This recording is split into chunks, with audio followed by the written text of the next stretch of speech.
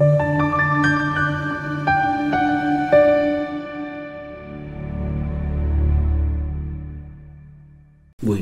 ukuthi sikhulume nawe kwi-channel kama kuphasana i-channel Infliki okubalulekile nokufanele nesekucela kwena ukuthi usubscribe, ulike, ube yimember ye-channel. Member ke umuntu onikela ngemali engango-R9 njalo ngenyanga noma ngo-30 noma ngo-99 uya it's your choosing. Kodwa ke ungaphinde unikele ngokuthi afisa ukunikela kwi-channel. uNkulunkulu akabalonde bonke ke labangama-member nabangama-malunga le-channel noma banikela kwi-channel la bethatha khona kwande kakhulu bengasweli lutho.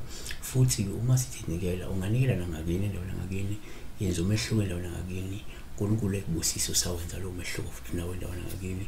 Namba isenze kuphela uma ungumlandeli le channel ungayena ishawa ngamahloni ukayisebenzise kanti qala kuyisenza ngo9 ekseni ka ku5 ntambama kube kuphela ungayisenza kuWhatsApp ungayisenza ama-SMS siyacela sibeka la umathapelo masiyade mangilifunda kahle khona lapho communication team uma wavula umfasele bese kungena umoya omnandi opholile kushoni pastor nakuke singakusho la. Abanye bathi ukuheleza komoya opholile, abanye bathi ukuphephetha komoya opholile. So umoya opholile uphawu oluhle, uma uphephetha uheleza uvumuza kamnandi ngendlela efanele.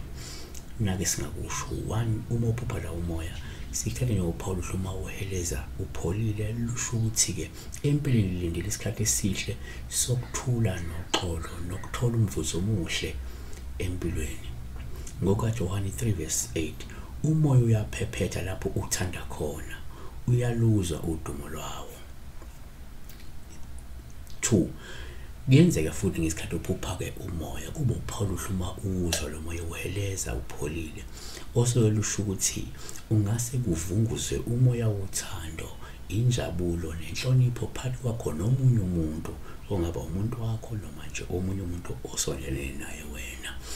KwabaseGalatia 2:22 kepha izithelo zikamoya ziluthando nokujabula nokuthula nokubekezela nokubele nobuvi ngokukholeka nobumnene nokusithiba.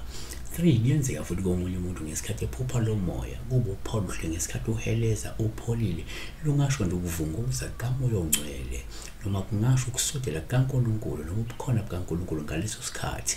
Amakhosi okuqala 20:19 verse 12 ngemuva kokuzamazama komhlaba kwaba khona umlilo kepha uJehova wayengekho emlilweni.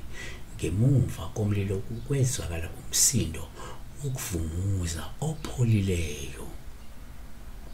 Ezekiel 36:27 ngiyakufaka umoya wami phakathi kwenu ngenza ukuba ke nihambe ngezimiso zami ngiyakugcina izahlelo zami izenze. Kanti ngokaJohane 4:24 uNkulunkulu ngumoya abakhuleka kuye bafanele ukukhuleka ngomoya nangeqiniso. 4 akusithi thina umoya futhi uma uphupha umoya.